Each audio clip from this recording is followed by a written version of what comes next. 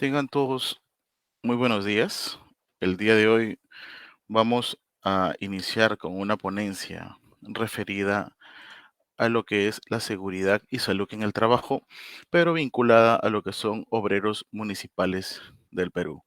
Para ello, pues, vamos a iniciar con la presentación de nuestro PPT. En un momento se los presento.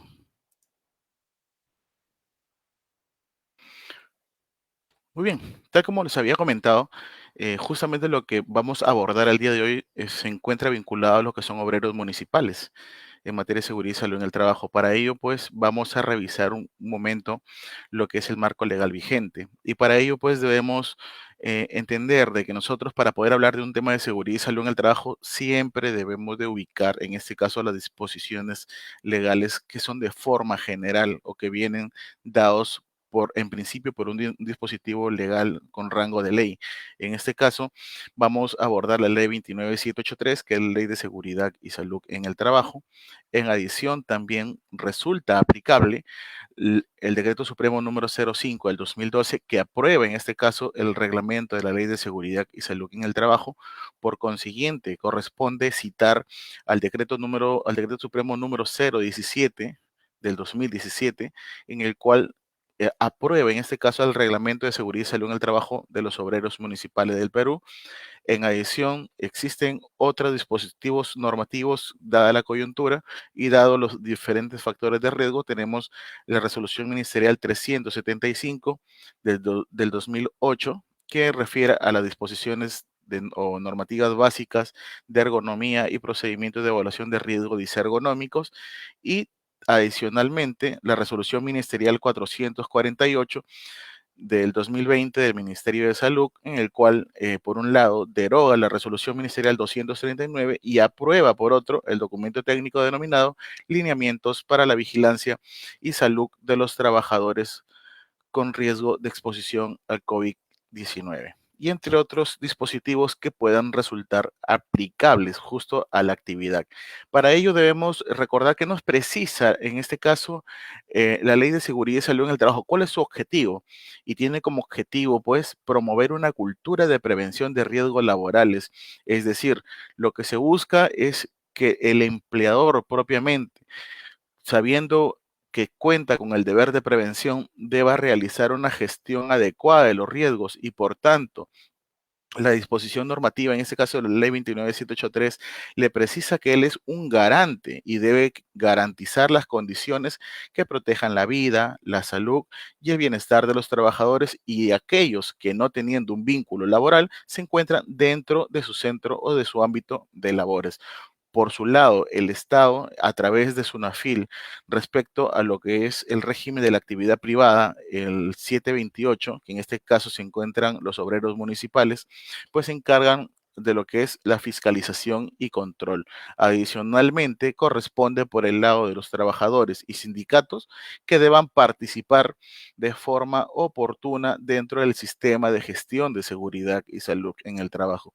Sin perjuicio de ello, todo empleador, pues, resulta responsable o tiene cierta responsabilidad, en este caso, tanto de implicancias legales o económicas, según corresponda, frente a los daños que podría generar hacia los trabajadores. Cabe precisar que estos empleadores, en este caso, tienen responsabilidad civil, responsabilidad penal y responsabilidad administrativa. Por la parte de la responsabilidad civil, podría conllevar a una reparación por daños y perjuicios. Por otro lado, a través del artículo 168A del Código Penal, pues resultará una pena privativa de libertad de 1 a 4, de 4 a 8 años, según corresponda, de acuerdo al hecho suscitado, y por consiguiente, la responsabilidad administrativa, que será determinada a través de los procesos de fiscalización a través de las entidades competentes. Para el régimen de la actividad privada, como lo refería, para el decreto legislativo 728, corresponde a SUNAFIL. SUNAFIL como entidad, como un organismo especializado adscrito al Ministerio de Trabajo y Promoción del Empleo, es responsable de qué? Por un lado, de promover el cumplimiento de las disposiciones normativas en materia laboral y de seguridad y salud en el trabajo, supervisar esas normas y fiscalizar el cumplimiento oportuno.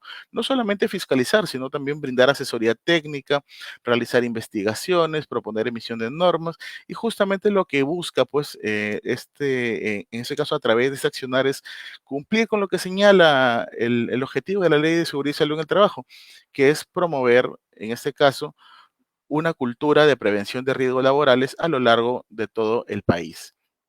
Por consiguiente, vayamos adentrándonos un poco a lo que respecta a la norma sectorial, propiamente para lo que es obreros municipales, y en este caso nos referimos al Decreto Supremo número 017 del 2017, que nos precisa porque es aplicable a todas las municipalidades a nivel nacional, a sus contratistas, en este caso de las municipalidades, y que aplique a los obreros municipales y trabajadores que sean destacados para la ejecución de obras públicas de infraestructura o prestación de servicios públicos locales. En este caso, todo lo que no recoja este decreto supremo deberá ser aplicado o de aplicación las disposiciones generales, en este caso, la ley 29783 y su propio reglamento. Vamos precisando pues al inicio. ¿Qué nos refiere en este caso el reglamento de la Ley de Seguridad y Salud en el Trabajo? Nos refiere que todo empleador, en este caso el empleador municipal, debe implementar un sistema de gestión de seguridad y salud en el trabajo, el cual debe estar regulado de acuerdo a la ley y su reglamento, en este caso, la Ley de Seguridad y Salud en el Trabajo y el reglamento sectorial, en función al tipo de organización, en este caso a la municipalidad, al nivel de exposición de los diferentes factores de riesgos, peligros y riesgos, y a la cantidad de trabajadores que yo tengo. De acuerdo a ello, vamos a elaborar o implementar y planificar e implementar nuestro sistema de gestión de seguridad y salud en el trabajo. Para ello, el alcalde, que es el responsable del sistema de gestión de seguridad y salud en el trabajo, debe asumir pues el liderazgo, compromiso, ¿para qué? Para su implementación. Y él puede delegar su autoridad, puede delegar funciones y es enviado ¿a quién? A un responsable, un órgano encargado del desarrollo y aplicación, en este caso el sistema de gestión, que en ese caso el encargado de seguridad y salud en el trabajo resultarían siendo las oficinas de recursos humanos u órganos que hagan sus veces de acuerdo a lo que precisa el Decreto Supremo número 017 de 2017, ¿no?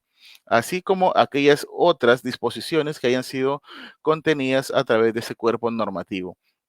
Ahora, el hecho de que el alcalde delegue ciertas funciones o cierta autoridad no lo exime de ningún tipo de responsabilidad. Es decir, finalmente el alcalde termina siendo responsable o tendría una responsabilidad civil, penal y administrativa, ¿no? Finalmente, ¿qué nos precisa respecto al liderazgo y asignación de recursos? Que las municipalidades deben asignar recursos, en este caso económicos o presupuesto necesario para la implementación y mejora continua de la seguridad y salud en el trabajo. En ese contexto, pues, podemos decir que un alcalde en la actualidad no podría precisar de que no tiene los recursos necesarios como para poder contar con un servicio de seguridad y salud en el trabajo, considerando que ese cuerpo normativo fue emitido cerrando el año 2017 y se otorgaron plazos a los cuales el empleador, en este caso el alcalde o la municipalidad, debía cumplir dentro del 2019 y 2020 a la fecha tiene todas las funciones que deben aplicarse de forma correcta y en su totalidad de acuerdo a lo descrito dentro de este decreto supremo. ¿Qué otra obligación en este contexto tiene nuestra municipalidad o la municipalidad en este caso? Corresponde pues de que si la municipalidad tiene de 20 a más trabajadores, debe implementar o deba contar con un comité de seguridad y salud en el trabajo. Si tiene menos de 20 trabajadores dentro de la institución, pues corresponde que tenga un supervisor de seguridad y salud en el trabajo.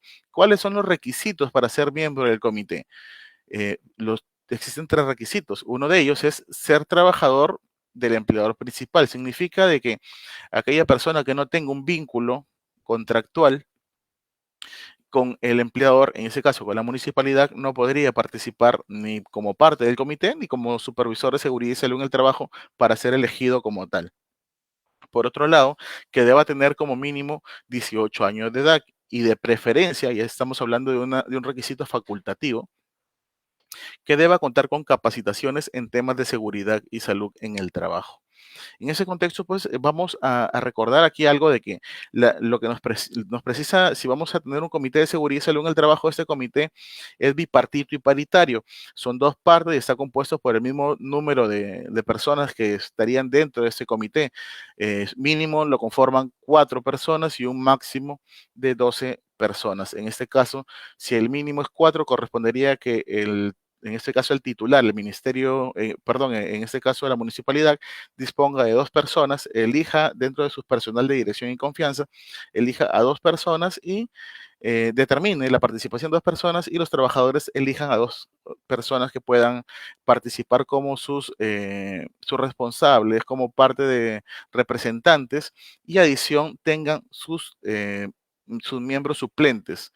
En este caso, en el momento que finalice a ver, existe algún tipo de vinculación, hay una vacancia de un miembro titular, ese suplente puede asumir el cargo, en este caso cuando corresponda. No es en todo momento que debe asumir su responsabilidad. En adición, se tiene pues de que toda municipalidad, todo empleador debe realizar una gestión adecuada de los riesgos y para ello pues, dada la coyuntura, el día de hoy nos estamos centrando básicamente a que solamente tenemos un determinado factor de riesgo, que en este caso sería el biológico, y todos pensamos pues que la COVID-19 es el único factor de riesgo al cual voy a estar expuesto, pero debemos considerar que en este caso tanto el empleador del régimen de la actividad privada, de la actividad pública, debe considerar los demás factores de riesgo, tanto físicos, químicos, disergonómicos, psicosociales y también el riesgo biológico, porque finalmente un trabajador cuando va a realizar su labor, en este caso un obrero municipal, o un trabajador de la municipalidad, pues se va a exponer a diferentes factores de riesgo, no solamente a la COVID, y para cada uno de ellos deberá aplicar una determinada jerarquía de controles y utilizar adecuadamente el hiper, ¿no? En este caso, identificar plenamente los peligros, evaluar los riesgos y determinar los controles de tal manera que me permitan reducir totalmente los riesgos o hacerlos la más forma totalmente concisos, precisos para poder reducir la siniestralidad de nuestros accidentes de trabajo dentro de la propia institución. Además, hace unos meses, tal como lo citaba al inicio de la ponencia, existe una resolución ministerial 448 que dispone la obligación de que todo empleador, persona jurídica en este caso, la municipalidad, deba elaborar en todo centro laboral un plan para la vigilancia, prevención y control en el trabajo.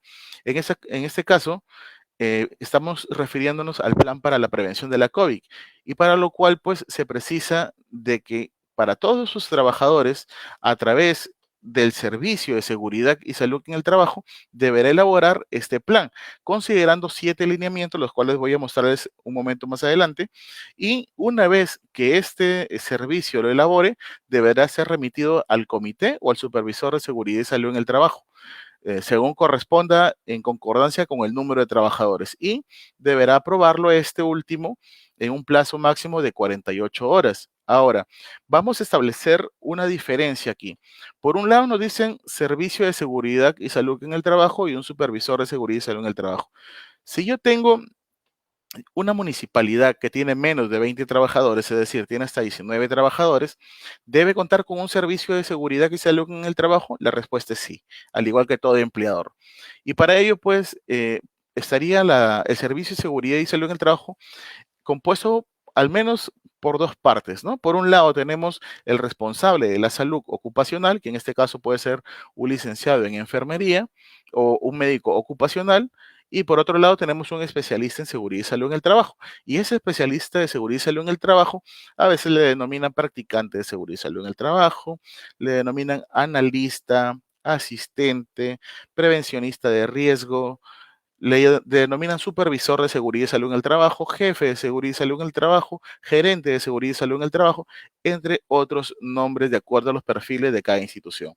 Por otro lado, tiene la obligación de contar con un supervisor de seguridad y salud en el trabajo, considerando que tiene menos de 20 trabajadores. Por lo tanto, este supervisor de seguridad y salud en el trabajo será un propio trabajador de su propia planilla, en los cuales deba ser elegido a través de una votación secreta y directa por los propios trabajadores, quien se reunirá de forma mensual con el empleador para ver los temas inherentes a seguridad y salud en el trabajo, y él será quien apruebe en el plazo máximo de 48 horas el referido plan.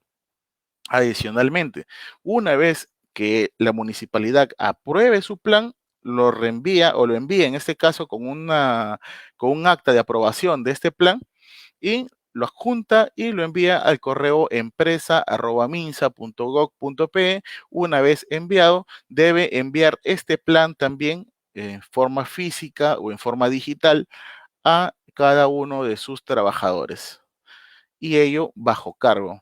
Ahora, este plan debe considerar esos 7 puntos, esos 7 lineamientos, y esos 7 lineamientos pues recoge o deben ser apuntados o aterrizados a cada una de las actividades que tiene dentro de la propia institución o que desarrollen los trabajadores. En este caso corresponde en principio la limpieza y desinfección de los centros de trabajo. Por otro lado, corresponde a la evaluación de las condiciones de la salud para el regreso o reincorporación al centro de trabajo. Aquí en este caso estaríamos hablando pues de que debe aplicarse o debe aplicarse una prueba serológica o molecular, en este caso a los trabajadores que sean considerados como de alto riesgo o muy alto riesgo, no siendo obligatorio para los que son de medio o bajo riesgo, de acuerdo a lo que precisa la resolución ministerial 448. Sin embargo, también hay que recordar aquí que cuando hablamos del regreso de un trabajador, el regreso es de aquel trabajador que respetó su cuarentena o su aislamiento social y en consecuencia nunca tuvo el COVID. Pero cuando hablamos de una reincorporación, estamos hablando de un trabajador que ya tuvo la COVID y por tanto corresponde de que deba pasar un aislamiento de 7 o 14 días según corresponda, que deba ser asintomático, si es que ha presentado síntomas, 14 días de aislamiento para que le den el alta, siempre y cuando tenga 3 días como asintomático. Después de ello ya podría regresar, pero el médico va a evaluar en este caso si se reincorpora o si le dan un trabajo remoto o le dan un trabajo presencial en un lugar abierto bajo ciertas condiciones, pero ello determinará a través de lo que es el profesional de la salud. Por otro lado, corresponde que deba implementar la municipalidad puntos para el lavado y desinfección de manos de forma obligatoria. No solamente instalar los lavabos, sino que también debe brindar los insumos pertinentes. Asimismo, deberá sensibilizar a los trabajadores para la prevención de la COVID y cómo utilizar los insumos. Adicionalmente, establecer medidas preventivas colectivas, por ejemplo, el uso de lo que son barreras físicas que permitan que varios trabajadores estén trabajando en conjunto, o en su defecto, que deba utilizar medidas preventivas, en este caso uso de protección personal, como lo que son las mascarillas, los protectores faciales, los calzados de seguridad, los guantes, de acuerdo a los diferentes factores de riesgos a lo cual se encuentre expuesto cada trabajador. Y finalmente, corresponde a la vigilancia de la salud de los trabajadores en el contexto del COVID, es decir, el médico ocupacional, el profesional de la salud, deberá hacer un servicio de vigilancia para aquellos puestos que se encuentren de forma presencial, de forma remota y para aquellos trabajadores que tengan la COVID-19. ¿Qué más nos precisa este reglamento para obreros municipales? En este caso para la municipalidad, que debe considerarse un plan de capacitaciones en materia de seguridad y salud en el trabajo. Y este debe ser elaborado de acuerdo a un diagnóstico. Primero habría que hacer un diagnóstico en base a lo que se hizo el año anterior. Posteriormente, una vez que se encuentre elaborado, es enviado para que el comité o el supervisor de seguridad lo apruebe, y posteriormente el comité de seguridad va a revisar periódicamente cómo se va ejecutando este plan. Sobre este punto, pues, vamos a hablarlo un poquito más adelante de que ya están facultados, en este caso todos los empleadores, a realizar una capacitación de forma presencial o de forma virtual. Las dos formas se encuentran permitidas en concordancia con un decreto legislativo 1499 y el artículo 35 de la Ley de Seguridad y Salud en el Trabajo. Por otro lado, lo que se debe realizar, pues, es elaborar el IPER-C o IPER en algunos casos que le conocen. En ese caso, toda municipalidad y todo empleador debe elaborar y actualizar de forma anual su IPER-C, de conformidad con lo que precisa pues, el artículo 77 del reglamento de la Ley de Seguridad y Salud en el Trabajo. Y en este caso, pues este artículo 77 hace poco fue modificado por el Decreto Supremo número 02, y lo cual precisa pues que deba incluirse dentro del IPER las diferentes actividades rutinarias y no rutinarias, los datos estadísticos de la vigilancia de la salud, las condiciones de trabajo, los diferentes factores de riesgo, el medio ambiente de trabajo, la organización en el trabajo, los resultados de las diferentes evaluaciones de los factores de riesgo físicos, químicos, biológicos, disergonómicos, y los trabajadores que tengan algún tipo de discapacidad, considerando el género, las madres o las gestantes, los lactantes, la investigación de los accidentes de trabajo, y ello a efectos de que deba ser elaborado de tal forma que permita identificar plenamente los diferentes factores de riesgos y controlarlos. Además, precisa que deba ser elaborado por un personal competente, que se actualice al menos una vez al año y que deba ser puesto en consulta con los trabajadores, con el comité o supervisor de seguridad y salud en el trabajo y elaborada por cada puesto de trabajo. Para ello, pues, vemos de que para el momento de determinar los controles debemos considerar este gráfico, esta jerarquía, en la cual en principio debe considerar que el factor debe eliminarse. Si no puede eliminarse, deba sustituirse. Si a pesar de ser eliminado o sustituido, persiste en los factores de riesgo, deben aplicarse controles de ingeniería. En este caso, resulta que son aplicables directamente a la fuente o aquello que podría causarme el daño. Ahora, al medio, ¿qué sería? Los controles administrativos. Y en este caso podríamos aplicar pues señaléticas, capacitaciones, podríamos colocar de repente procedimientos escritos de trabajo y finalmente, si es que aún persisten los diferentes factores de riesgo, o el riesgo persiste, pues falta aplicar el último control, que sería entregar un equipo de protección personal, que en este caso es un control menos efectivo, porque en muchos de los casos podría tener todos los equipos de protección puestos y sin embargo siempre podría ocurrirme un accidente de trabajo. Siempre debemos considerar, de acuerdo a esta jerarquía, que los primeros tres son barreras duras y deberían privilegiarse frente a las demás, sin perjuicio de que deba aplicarse los controles administrativos y dotarse de equipos de protección de acuerdo a los factores de riesgo y a la frecuencia de cambio que se ha determinado por el Servicio de Seguridad y Salud en el Trabajo. Adicionalmente, recordarles que todo, en este caso, todo trabajador y el Comité de Seguridad y Salud en el Trabajo requieren de que exista sensibilización, capacitación y formación. Por lo tanto, corresponde que deban brindarse charlas y capacitaciones de forma rutinaria mínimo. Lo que precisa en este caso, el artículo 35 de la ley 29783 señala que son 4 capacitaciones mínimas al año. Para el Comité de Seguridad y Salud en el Trabajo corresponden capacitaciones adicionales a estas 4 capacitaciones. Por otro lado, precisa que todos los trabajadores, en este caso los obreros municipales, deben recibir charlas semanales de seguridad de al menos 15 minutos a cargo de su supervisor inmediato. Es decir, estos trabajadores pueden recibir capacitaciones, asistencias de forma presencial o de forma remota. Posteriormente nos precisan respecto al personal nuevo, ¿no? O al personal que ya se encuentra trabajando, que deban recibir en este caso una inducción general.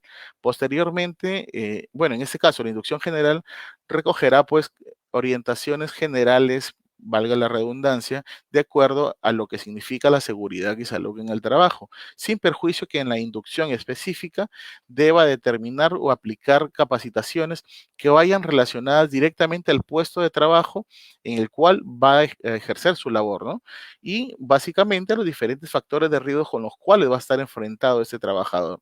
Y finalmente, que vayamos por un entrenamiento en el desarrollo de labores. Por ejemplo, a un trabajador obrero municipal que va a parques y jardines, corresponderá, si es nuevo, que reciba una inducción en materia de seguridad, posteriormente una inducción específica, explicarle, por ejemplo, respecto a los diferentes trabajos que va a elaborar y a sus diferentes riesgos a los cuales va a estar expuesto, y finalmente un entrenamiento, por ejemplo, para lo que es trabajo en altura, dado a que podría realizar trabajo en altura al momento de retirar árboles, ramas, entre otros, dentro de los árboles, ¿no? ¿Qué más nos precisa? Lo que le estaba señalando hace un momento, el decreto legislativo 1499 pues prioriza ciertas cosas, entre ello el tema de las capacitaciones virtuales. Si bien el artículo 35 de la ley 29183 en su literal E nos precisa que deben brindarse mínimo 4 capacitaciones. Estas capacitaciones pueden ser virtuales. Por otro lado, si el periodo del comité vence dentro del estado de emergencia, puede prorrogarse hasta el término del estado de emergencia. Adicionalmente, suspende los exámenes médicos ocupacionales y finalmente suspende también las auditorías. Es decir, al día de hoy, todo tipo de actividad económica no necesita tener una auditoría, sino que hasta que concluya todo el proceso del estado de emergencia. Son medidas temporales en este caso, ¿no? Por parte del Comité de Seguridad y Salud en el Trabajo, puede utilizar las herramientas tecnológicas, no está restringido. Por lo tanto, puede realizar auditorías periódicas en los centros de trabajo, o el encargado de seguridad y salud en el trabajo por parte de la municipalidad debe garantizar que el órgano competente levante las observaciones encontradas por parte del Comité de Seguridad y Salud en el Trabajo. Cuando hablamos del encargado de seguridad y salud en el trabajo, nos estamos refiriendo a un trabajador que pertenece al Servicio de Seguridad y Salud en el Trabajo, y de acuerdo a lo que les precisé al inicio de la ponencia, se encontraría dentro de recursos humanos de la propia municipalidad, quien deberá realizar acciones en conjunto con el propio comité, a efectos de realizar las mejoras pertinentes. Por otro lado, los trabajadores deben tener una preparación para lo que es una respuesta ante los diferentes emergencias que podrían suscitarse. Para ello, pues, corresponde de que deban considerar cuáles son las posibles emergencias que puedan ocurrir, cuáles son las características de esta jurisdicción, y de acuerdo a ello debe brindarse una capacitación, que deban darse una sistemas de comunicación efectiva entre los trabajadores, y que deban capacitarse de cómo actuar antes, durante y después de cada escenario. Por ejemplo, podría darse un caso de huaico y deberían saber cómo accionar. Si ocurre un accidente de trabajo, saber cómo accionar. Y finalmente, que deban establecerse cronogramas para los entrenamientos y simulacros. Si bien es cierto, en la actualidad estamos ya cerrando el año y frente a la COVID se han prohibido que los trabajadores deban estar en un lugar encerrados, podría darse capacitaciones de forma abierta, guardando el distanciamiento correspondiente, siempre conservando lo que es el distanciamiento y no acumulando a todos los trabajadores propiamente, ¿no? ¿Qué otras, qué otras novedades nos trae en este caso este decreto supremo 017? Pues precisa que deben tener los trabajadores o los obreros municipales las condiciones mínimas necesarias dentro de sus instalaciones. Por lo tanto, lo que refiere es de que debe existir una limpieza oportuna por cada por cada turno de trabajo, que deba existir una iluminación de acuerdo a lo que precisa la resolución ministerial 375, que deban existir señaléticas, que deban brindarse los servicios de higiene, en este caso cuando los trabajadores que se encargan de realizar limpieza de calles, por ejemplo, se encuentran ejerciendo su labor, debe proporcionárseles servicios higiénicos, y para ello la municipalidad debe garantizar ello, ¿no? Los comedores tengan comedores adecuados y también se respete el distanciamiento referido dentro de la resolución ministerial 448, que es de 2 metros, considerando que los trabajadores aquí no van a tener una mascarilla, y que deban tener talleres de mantenimiento ventilados con la iluminación adecuada, que tengan vestuarios o casilleros, entre otras condiciones necesarias para el ejercicio de su propia función. Asimismo, se ha dispuesto que deba proporcionarse, en este caso, uniformes para los trabajadores, entre ellos, pues, que sean de alta visibilidad, que sea material transpirable, acorde al sexo, de acuerdo a sus medidas antropométricas y que sea de acuerdo a las condiciones geográficas, climáticas. Sí, y eso en concordancia con el Comité de Seguridad y Salud en el Trabajo. En este caso, corresponde pues que deban brindarse eh, ropa, en este caso que sea altamente visible, si es que el trabajador está realizando limpieza en las calles, que deba en este caso ser de acuerdo a sus características de su cuerpo, porque no podría darle a un trabajador, o lo que ocurre usualmente en ciertos lugares, ¿no? Que es brindarle un equipo de, en este caso, un uniforme de talla XL para un trabajador que su talla sería L, ¿no? Se quedaría muy ancho. En este caso, o de un equipo de protección de que sea, en este caso, un calzado punta de acero, que sea de repente 38 a alguien que calce 40, ¿no? Entonces habría que ser acorde a la necesidad, en este caso, del propio trabajador. Y eso deberá brindarse dos para invierno y dos para verano, de acuerdo a lo que precisa el decreto supremo número 017. Y para zonas lluviosas, pues debe brindarse lo que son ponchos impermeables, botas de jeve, entre otras que me permitan que el trabajador pueda ejercer su labor de tal forma que no termine con un accidente de trabajo, que deban brindarse al menos dos pares de calzado al año, que pueden ser calzado dieléctrico, calzado punta y acero, de acuerdo a la actividad. De acuerdo a la actividad, yo voy a priorizar qué tipo de equipo de protección necesito y de acuerdo a ello le brindo los calzados, ¿no? Los equipos de protección, pues, deben considerarse aquellos que vayan acorde al tipo de actividad que desarrollo. Por lo tanto, pueden otorgarse, eh, en este caso, para la protección de la cabeza, llámese casco, protección facial, protección respiratoria, protección corporal, para manos, auditivos y contra caídas, en este caso los arneses, ¿no? Todos ellos deben considerar las medidas antropométricas de cada trabajador. Y finalmente tenemos respecto al transporte. Si bien es cierto, es sabido de que existen, en este caso, obreros municipales que realizan el recojo de residuos sólidos, lo que precisa en este caso es que los trabajadores deban, por un lado, ejercer su labor sin una agresión. Para ello, la velocidad que debe llevar el vehículo debe ser mínima y para ello, pues también otorga para que el conductor, al momento que ejerza su labor, deba considerar solo 5 horas en el día o por lo contrario, 4 horas en la forma nocturna. Posteriormente podrá descansar y continuar con sus labores, siempre y cuando se respeten los horarios establecidos por ley, ¿no? Que deban tener los estribos para donde pongan sus pies, que tengan los asideros de donde acogerse, en este caso los trabajadores que recolectan los residuos sólidos, que las personas, en este caso los trabajadores, no vayan en la parte superior o en la olla de la camioneta y que puedan ser transportados de forma correcta, tal como lo precisa en este caso las disposiciones normativas, que deban considerarse las condiciones especiales para cada caso, en este caso para protección de trabajadores, para la protección de gestantes y deba considerar la manipulación de lo que son las sustancias químicas. En este caso, deban capacitarse justamente en el manejo de sustancias químicas. Por otro lado, respecto a trabajos en espacios confinados, corresponde de que deban realizarse un trabajo en conjunto, que deban capacitarse, que deban realizar, en este caso, un entrenamiento de forma oportuna para que ejerzan su propia labor. Por consiguiente, deberá respetarse todos los estándares o los límites máximos permitidos para esta actividad.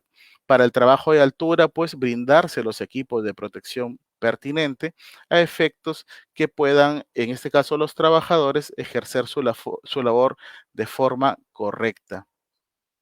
Por parte de lo que es la vigilancia de la salud, cuando hablamos de la vigilancia de la salud en el trabajo debemos considerar pues que existe en este caso un responsable de salud. En este caso sería un profesional de la salud que es un médico ocupacional o en su defecto un licenciado en enfermería, de acuerdo a lo que nos precisa la resolución ministerial 448. Este realizará la vigilancia oportuna, realizará la promoción de la salud, verificará que exista una hidratación oportuna, la adquisición del SCTR de acuerdo a las actividades, Se promoverá pues el tema de las posturas correctas, evitar las posturas forzadas y cuando corresponda realizar un cambio de turno. Ahora, vayamos por la parte del sistema inspectivo. SUNAFIL tiene competencia, como lo refería, a nivel nacional. Y para ello, pues, corresponde que SUNAFIL, en el marco de sus competencias, atienda las necesidades propias de acuerdo a su competencia. Y para ello, va a ejercer su labor a través de un inspector, cumpliendo con qué? Con atender las denuncias que son generadas a través de una orden, a través de una denuncia y van a generarse lo que son una orden de inspección. Una vez que se genere una orden de inspección, corresponderá en este caso que deba designarse un inspector. Una vez que se designe el inspector del trabajo, este inspector recibe la orden. Una vez que se reciba la orden, este inspector tiene al menos 10 días hábiles para poder iniciar su función. Iniciando su función, una vez que inicie su primera función o su actuación inspectiva, corresponderá que en un plazo máximo de 30 días deba concluir su proceso. Y para ello, pues, eh, va a realizar sus medidas inspectivas, entre ellas va a pedir un requerimiento, va a generar una advertencia, una paralización y finalmente va a concluir en un informe o en un acta de infracción, según corresponda o de acuerdo al caso.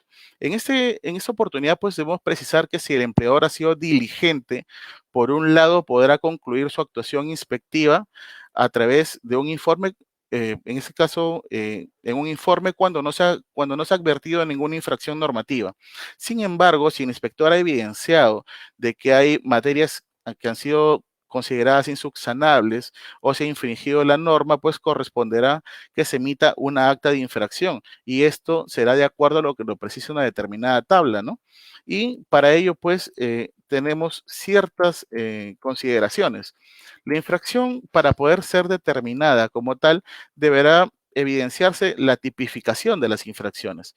Para ello tenemos infracciones de tipo leves, graves y muy graves. Por otro lado, vemos infracciones que pueden ser subsanables y otras insubsanables. Cuando estamos frente a una infracción subsanable, significa que el inspector actuante otorgará un plazo para que el empleador pueda subsanar propiamente la observación generada y evitar una sanción. Por otro lado, si ya ocurre un accidente, una enfermedad profesional, corresponderá ser considerada, entre otras, solamente esos son unos ejemplos, ser considerados como insubsanables y por lo tanto puede emitir de repente una paralización y generar una acta de infracción. Para ello, pues, debemos considerar o revisar algunas de las infracciones y de acuerdo a ello, pasamos a ver el ejercicio propiamente de cómo sería una, un análisis de la sanción que correspondería. Por ejemplo, cuando hablamos de lo que es orden y limpieza, puede ser considerado como grave o como leve, pero si no, en este caso dependerá si implica riesgo o no para los trabajadores o para la integridad física y salud de esos trabajadores. Si es leve, significa que no implica riesgo para la integridad física de los trabajadores, por lo tanto lo consideran como leve. Por otro lado, el incumplimiento de las obligaciones de mantener actualizados los registros, por ejemplo, es una infracción de tipo grave. Por otro lado, si tengo de 20 a más trabajadores, ya sé de que debo contar con un reglamento interno de seguridad y salud en el trabajo y por lo tanto se vuelve obligatorio. No tenerlo es una infracción muy grave. No contar con un sistema de gestión de seguridad y salud en el trabajo acorde con lo que precisa la ley 29783 y su reglamento es una infracción de tipo muy grave. Aquí debemos entender algo en particular, ¿no? Todo va a versar sobre la principal obligación, que es tener un sistema de gestión de seguridad y salud en el trabajo. Si yo no tengo un sistema de gestión de seguridad y salud en el trabajo, puede que no tenga un servicio de seguridad y salud en el trabajo, va a decantar en que no tengo un hiper, va a decantar en que no tengo un mapa de riesgo, un reglamento interno de seguridad y salud en el trabajo, entre otras obligaciones adicionales. Y por lo tanto puede conllevar a una suma de infracciones hasta un máximo de 200 UIT. Tenemos otras infracciones graves. Por ejemplo, no realizar los reconocimientos médicos es una infracción muy grave. grave, perdón, no cumplir con las obligaciones en materia de formación e información suficiente es considerado como una infracción de tipo grave. No constituir o no designar a uno o varios trabajadores para participar como supervisor o miembro del Comité de Seguridad y Salud en el Trabajo, así como no proporcionarles formación y capacitación adecuada, es una infracción de tipo grave. Es decir, le precisaba yo aquí ya con antelación de que todo trabajador, de acuerdo a lo que precisa la Ley de Seguridad y Salud en el Trabajo en su artículo 35, debe recibir mínimo 4 capacitaciones. Los miembros del comité o supervisor de seguridad y salud en el trabajo deben recibir capacitaciones adicionales a estas 4. Y el no hacerlo constituye una infracción grave. Infracciones muy graves es en este caso designar a trabajadores a puestos cuyas condiciones sean incompatibles con sus características personales, incumplir el deber de confidencialidad del uso de datos relativos a la vigilancia de la salud de los trabajadores, el incumplimiento de la normativa sobre seguridad y salud en el trabajo que ocasione algún accidente de trabajo. Finalmente, vamos a revisar pues la tabla de sanciones. Yo referí al inicio que es una infracción muy grave no contar con un servicio, con un sistema de gestión de seguridad y salud en el trabajo. Para ello, pues, en este caso la municipalidad sería una NOMIPE. Vamos a una infracción de tipo muy grave. ¿Qué tal si la municipalidad tiene de 101 a 200 trabajadores? La infracción que corresponda sería de 60.974 soles por el incumplimiento de las disposiciones normativas relacionadas a lo que es contar con un sistema de gestión de seguridad y salud en el trabajo. Muy bien, hasta aquí ha llegado mi participación. Les invito a que si existen consultas adicionales, sin perjuicio de las que voy a exsolver el día de hoy, puedan presentar sus consultas a través de la página web de Sunafil, que es www.sunafil.gov.pe, y vamos a ubicar dentro de nuestra página web Sunafil Responde. Vamos a hacer clic en Sunafil Responde, se nos va a abrir una pestaña, una ventana, y en esta ventana vamos a plantearnos esas preguntas y ello será atendido en un plazo razonable, breve en este caso. Muy bien, vamos a concluir respondiendo las consultas que se nos ha planteado. Alex Vargas nos consulta, si un trabajador de limpieza que recién tiene 2 meses laborando y le ponen en cuarentena por estar con el COVID, ¿es válido que la municipalidad no le renueve contrato por no durar lo suficiente para evaluar su capacidad durante el periodo de prueba? En ese caso, pues, corresponde hay que evidenciar en este caso, pues, que está en un periodo de prueba. No obstante, el estar con un accidente de trabajo o el tener el COVID no es una causal de romper el vínculo de trabajo, de despedir al trabajador, ¿no? En este caso corresponde de que deba ser evaluado eh, propiamente, que el caso como tal. Por un lado, hay que recordar que el empleador tiene sus derechos a poder prescindir del trabajador en caso se encuentre dentro de ese periodo de prueba. Sin embargo, también habría que cautelar los derechos del trabajador. Edgardo, Edgardo Mori nos consulta. ¿Qué pasa cuando son limitados y cuestionados las funciones del presidente del comité por parte del empleador? En este caso, el Comité de Seguridad y Salud en el Trabajo es liderado en principio por el presidente del Comité de Seguridad y Salud en el Trabajo, quien deberá ejercer sus funciones en el marco de lo establecido en el artículo 42 del Decreto Supremo número 05 del año 2012. Si existe algún tipo de limitación, hay que recordar que el no dejar que los trabajadores del comité o los miembros del comité ejerzan su función es considerado una infracción muy grave en lo que es participación dentro del sistema de gestión de seguridad y salud en el trabajo. Por tanto, podría imponerse una denuncia para que permita, en este caso, el ejercicio de la función de los propios miembros del comité. Y ello sería una salida, ¿no? Que puede presentar su denuncia ante Sunafil para que Sunafil constate estos hechos y pueda privilegiarse las funciones de los miembros del comité. Chely Sánchez nos consulta, los simulacros se encuentran postergados, no existen, en este caso hay disposiciones normativas que refieren o determinan las fechas para los simulacros. Sin embargo, cuando estábamos hablando de simulacros, no nos estábamos refiriendo a los simulacros que dispone la ley, sino a los simulacros que permiten, en este caso, al trabajador enfrentarse a los diferentes factores de riesgo a los cuales pueda estar expuesto de repente ante un siniestro como un incendio, y que vayan a linterna vinculadas propiamente a su trabajo, ¿no? Juan Gómez, consulta. La, la contratación del médico, según la resolución, es un decreto supremo 448-2020, establece un médico y un licenciado según el tipo 5. ¿Bajo qué régimen de contratación deben estar dichos médicos en una entidad pública?